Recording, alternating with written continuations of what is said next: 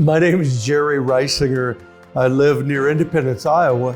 I was born in Tampa, Florida because we lived winters in Florida. My father was a sign painter, and back in the day when you painted signs with paint and a brush, Iowa winters were too cold and he didn't have a shop. We moved to Florida in the winter and back to Iowa in the summer. At some point in my life, I started getting interested in cars. And I couldn't tell you that precise moment, but I will say that my father was big into cars, and because of him being a sign painter, he would go to the major races and paint race cars before the race started. A lot of times they needed new sponsors on them or a new number or something. And so Dad would go in 2 or 3 days ahead of the time to the Daytona 500 or maybe the 12 Hours of Sebring or Elkhart Lake, Wisconsin when we were north in the summer, and paint race cars. And so you're around a lot of car guys. And so he would paint, I would play and go with him to the races. And more you become aware of cars. At around year 2005, my younger brother Spud and I were into the Chicago area to a rat rod show. And we're looking at hundreds of old rat rods. And he kept talking about these Ford Flathead engines that all the hot rodders used to use and are now used in these rat rods. So I got interested in Ford Flathead engines.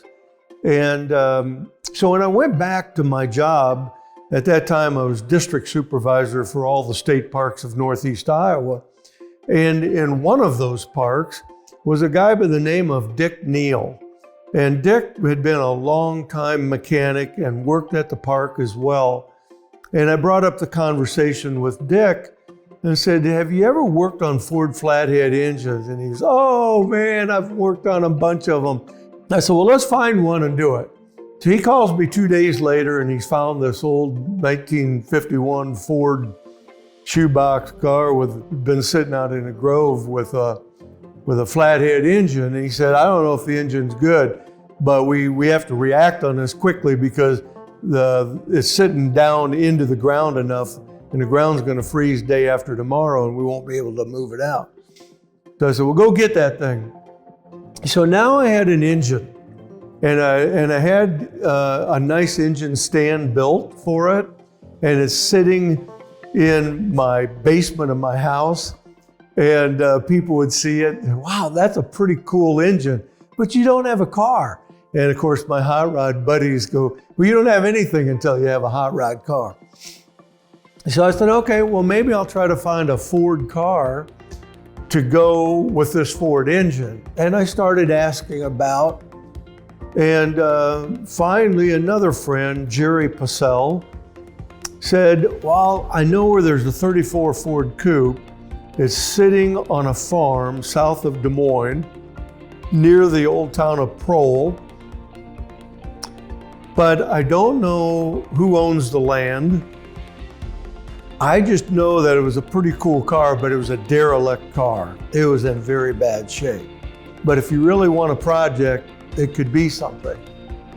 So my friend Dorance, Kirby, and I got in my pickup and headed down there. He and I drove 2.5 hours down to it, and the landowner's not home.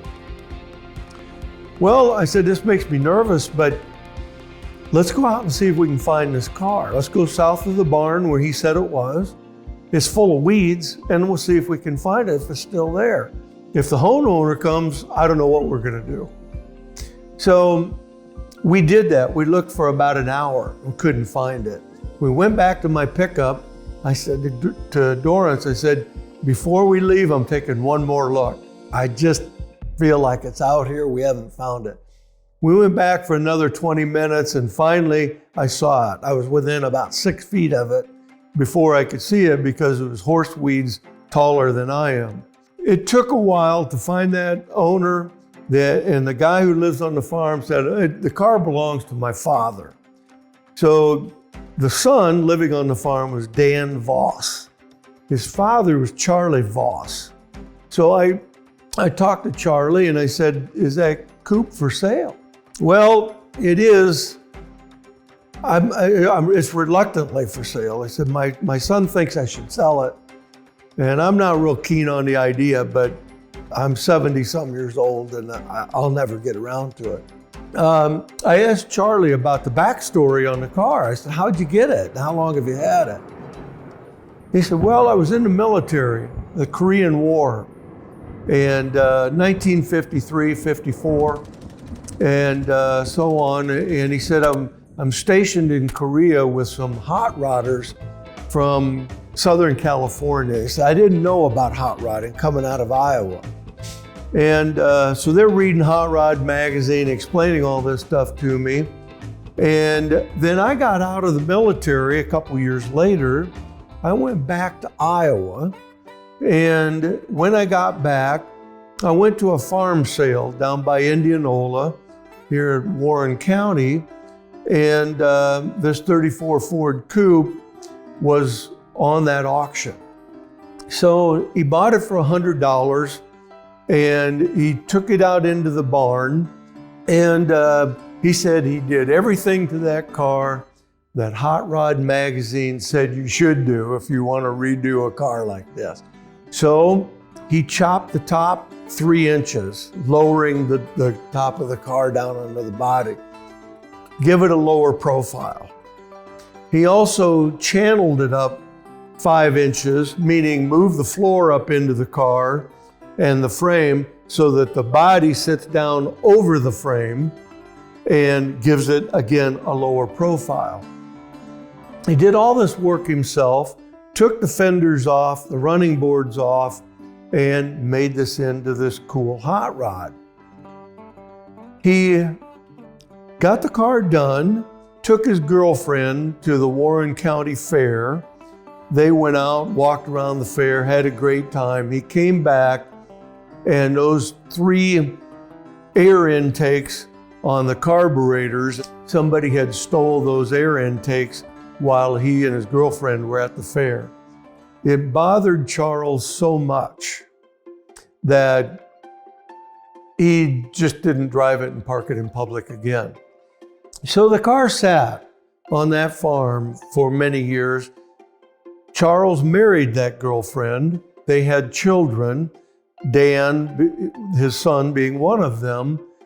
Finally, Dan is in like 16, 17 years old, and that car had been sitting there for quite a while. Dan had looked at it for his whole life.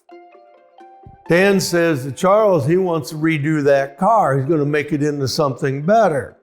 Okay, Charles lets him. Dan, like so many people, and some of you hot rodders can attest to this, gets started on his car and finds out it's way more money and time than you ever imagined. And that's a problem. So he gets his car tore down. It's on the farm. And of course, as a teenager, he's got other priorities. And he just doesn't stay at it and never does finish the car. I got the car bought. Dorance and I put an enclosed trailer on behind my pickup, and we head down there to the farm to get this car. And we had to have an enclosed trailer because it was all in pieces. It was individual fenders, hood, trunk, it just goes on and on. Well, you just put it in an enclosed trailer to get it home. We get it home, we get to working on it, and Dorance did all of the fabrication on the car. And so the car goes from Dorance Kirby's fabrication shop up to Dave Collins at Fayette, Iowa. Dave is somebody I'd known for a long time and knew how immaculate his work is. So like I said, I hired the best craftsman I could find. Dave took off into this car, and it took a while, but he was meticulous. People to this day, 7 years after this car is done, still want to know, is this car just recently done last year? It looks so perfect. That's because of Dave Collins. Then I took it to Mike Rundy in Dubuque. Rundy Upholstery. They do mostly boats. They're right on the Mississippi River there at Dubuque, and big boats. But I talked him into doing my car. So it's all English leather. There's no scars in the leather. The English don't use barbed wire in that country. It's mostly stone fences. So when the cattle don't get into barbed wire, therefore the leather's in better condition when you get it. He spent a few weeks doing the interior off and on with some other boats. It's done right. The headliner's all leather, the trunk is leather. We used wool carpets in it, and here again, we tried to do it right. We also went up to a shop up north of Minneapolis and had the wood grain done on the dash and the garnish moldings around the windows and that kind of thing. So a lot of people had their hand in this car. And since the first couple years, I trailered it to car shows. I put it in an enclosed trailer and take it to car shows. Then no matter where I was, if a storm came up or if I wanted to go to an after hours party, I didn't have to worry about who was messing with my car. It was locked up in the trailer. Since then, I drive it to most of the shows. And I show pictures of people what it started out as, and they're of course interested in that. So I'm still very much interested in cars. I go to a few car shows a year. I've been to probably quite a few of the big car museums in this country as I travel. And so it's been a very fun ride, and I can usually do very well at the car shows that I'm in, and I enjoy hearing other people's stories and telling them mine. So that's kind of the story of my car as it is today, and I keep it in my shop, and I keep it running good, take it out once in a while and drive it around and try to have fun.